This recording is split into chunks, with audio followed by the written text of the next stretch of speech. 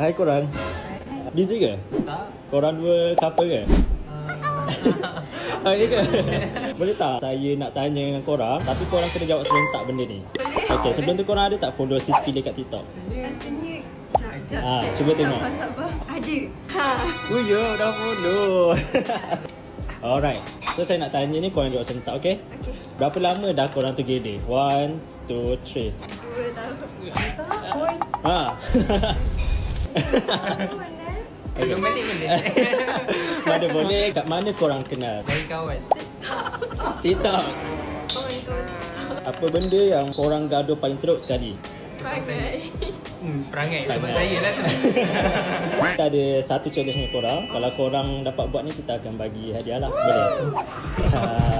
Yang dekat tangan saya ni ada Adara 5-in-1 Ultra Smooth Lip Matte. So awak kena cari dekat bibir bawah lah. Awak pejam mata dan awak pinjam, okay? Jangan pilih kiri, jangan pilih kiri, jangan pilih kiri.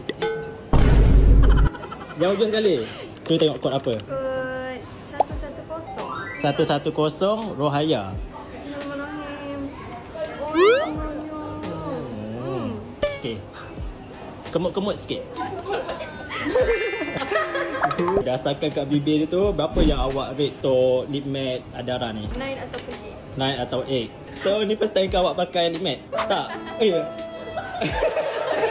Saya sebenarnya ada juga cosplay. Inilah yang tolong make up kan. Oh, so sweet. Korang dah berjaya buat challenge ni. Kita akan bagi korang lagi 2 lip matte. Alright. Thank you Sis Pilih for this gift.